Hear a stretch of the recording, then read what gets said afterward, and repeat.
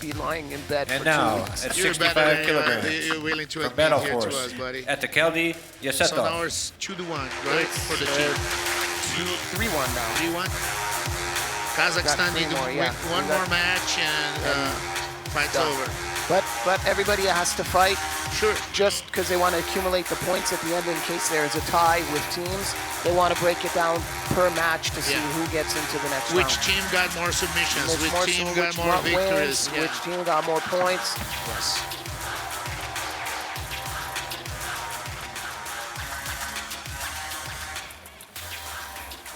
And from the Kyrgyzstan national team, Aliyev, Nurbolat. So how do you feel? You know, you grew up in America. Yes. And you live in Iran. Yeah. And so you see jiu-jitsu from every angle, you know, back in America, over here, Sure. Dubai, Yes. ADCC, Russia. What is your opinion on the development of jiu-jitsu all over the world? Because Okay, every so- time I come here, impressed. Yeah, definitely. So I break it down like Round this. one. In terms of the U.S., I was a kid, so I wasn't too involved in the martial arts scene when I was living in the U.S. So really, I lighted the flame when I was in Iran. In terms of the development, the scope of development for my country, Iran, I would say that the potential is definitely there. The potential is fantastic. We have a culture of grappling. We have a culture of combat sports. It's just getting that potential to where it should be. That is very, that's a challenge in terms of. And if you have to rank between the countries that we seen in Turkey and here, would you place Kazakhstan in first place as the toughest team, the most prepared team? Would you match them up with Abu Dhabi's team or the Russians?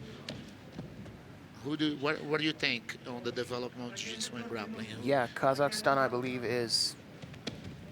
their level is astronomically high. I believe they're very, very high. You gotta give credit to AIGA because they do so much to develop AIGA, grappling here. guys like Tolagan, Yes. guys like Oljas, I believe Arlan, who this stadium is named after, the arena, Arlan ABB Arena. Yeah. They're all doing a fantastic job. I remember those days when we were competing in the World Pro, Abu Dhabi World Pro, maybe 2014, 2015, and they had a presence there. But now it's not a presence. Now it's like, you know, they own like a chunk of the cake now when we're talking about jiu-jitsu for the Kazakhstanis. Personally, in my opinion, I hope nobody gets offended, but I put the Kazakhstan team higher than the Russians. Why I say that? That's saying a lot. Do you agree with me? Well, from what I see, you know, I also was impressed with the IBJJF tournament that I saw in Russia. Yeah. And they had some huge players, some good players. Definitely, some bad boys. But in terms of the skill set that the Kazakhstanis bring to the table in terms of jiu-jitsu, I rank them higher than the Russians. Yeah, competition is like forging them on fire. You know, they're competing a lot. A lot, yeah. And then I still think that the Russian style is still a little more wrestling-based. Even gi or no gi doesn't make a difference. It's still more wrestling-based. But we see there's a clear differentiation with the gi and no gi style of fighting for the Kazakhstanis. When they're fighting no gi and this style, they're really in for the leg locks, and they'll do the inverts, and they'll get their honey holes and the ashigaramis. And he wrestled up, and from the guard, he stood up and took him down. So that's why. Beautiful. So I put Kazakhstan above Russia at this point, but still I believe Abu Dhabi, that they're doing something special ridiculous over there as well.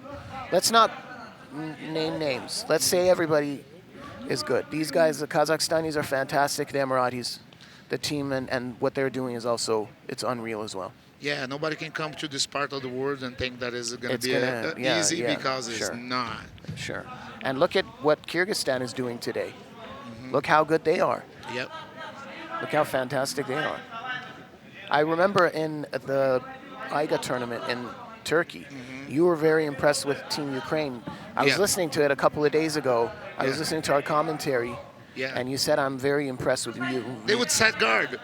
No, and win. Ukraine, I mean, European countries, they have developed their jiu-jitsu to a very high level as well. It's because of the tournaments that they've had. But when you see like a country like Kyrgyzstan coming here and submitting 2 guys from B team, like a former John Danaher offspring of his team, that is ridiculous. And look at this.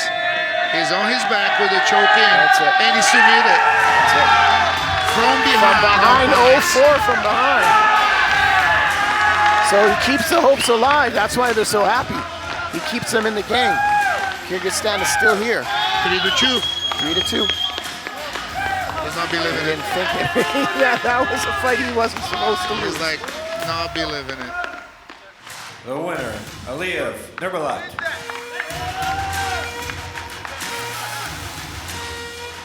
And his second submission today, right? He submitted a guy from the team. Was him?